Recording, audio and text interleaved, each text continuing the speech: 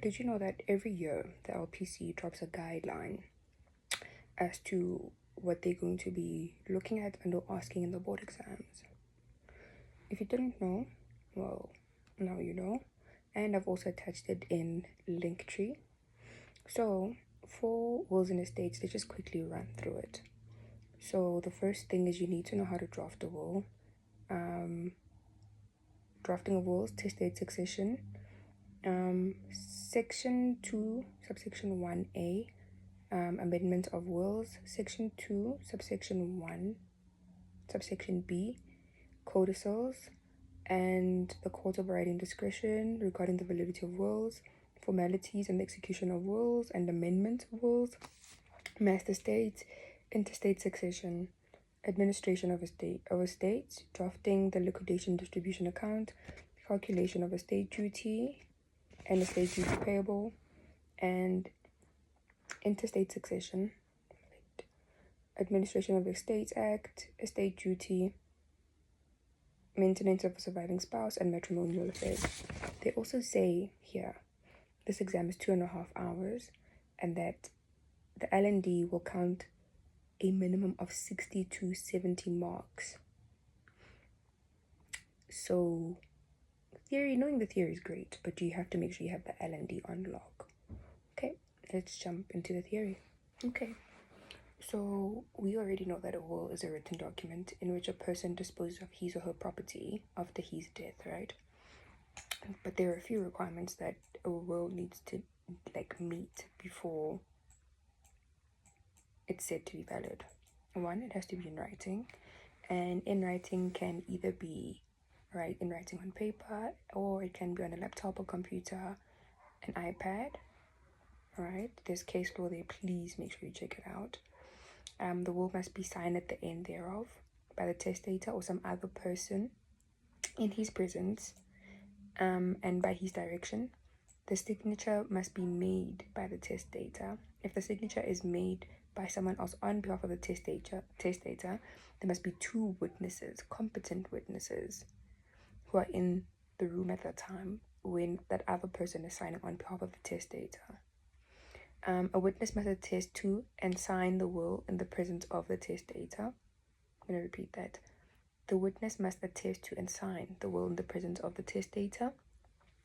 If the will consists of more than 1 page, each page, other than the page on which it ends, must be signed by the testator or by another person who's signing on behalf of the testator. So every page must be signed anyway. We already know that principle from contracts, right? Initial every page, and then you sign the last page. Okay, now this is important. If the testator signs the will by making a mark like an X, or the will is signed by another person who was directed by the testator to do so, a commissioner of oaths must clarify the following. He has satisfied himself with the identity of the testator. The will is signed. The will so signed is the will of the testator, and the commissioner of oaths must also sign each page. Right? Awesome. Other than the page on which his certificate will appear. So it's important that you know how to draft a certificate of a commissioner of oaths. It's been asked before. Right? This is in terms of section 2, subsection 1, subsection A, Roman numeral, awesome, to section 8, subsection 4, big B. The Administration of Estates Act provides that the master may, for the purpose of the act, also accept a duplicate original of the will instead of the original will. The master will therefore not accept copies or photostat copies, of the original signed will without an order from the court authorizing him to. Amendment of a will. A testator is free to amend his will at any time. The amendment must be identified by the signature of the testator or another person made in his presence and at his direction. Such signature must be made by the testator or by such other person, or must be acknowledged by the testator, and if made by such other person, also by such other person in the presence of 2 competent witnesses who are present at the time. The amendment must further be identified by the signature of witnesses. made in the presence of the testator and of each other. Awesome. Let's talk about revocation of a will. A testator can revoke his will at any time before his death. According to Section 2, Big A of the Wills Act, a court shall declare a will or part of a will, as the case may be, to be revoked if the court is satisfied that the testator made a written indication on his will or before his death, caused such indication to be made, right?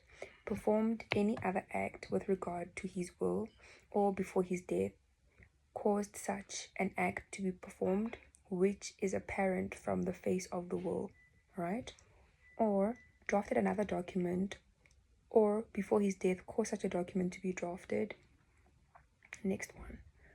By which he intended to revoke his will or a part of his will.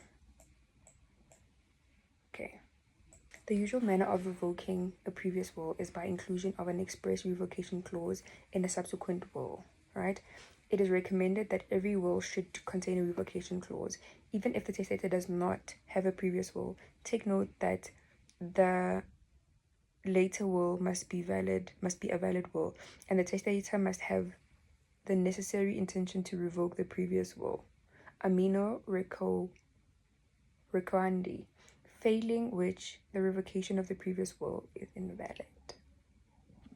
It's important that you know how to draft that clause where one is revoking the will. Do you know what powers the court has in regards to wills? Okay. The court has the power to grant an order to accept a formally defective will. Right? Read that. The court has the power to order declaring will to be revoked. The court has the power to make an order of competency to inherit. So someone who's been, for example, disqualified from inheriting, the court can pass down an order that states that person can inherit. Those sections are very important to know. Who has the capacity to make a will? How old must you be to have capacity to draft your own will?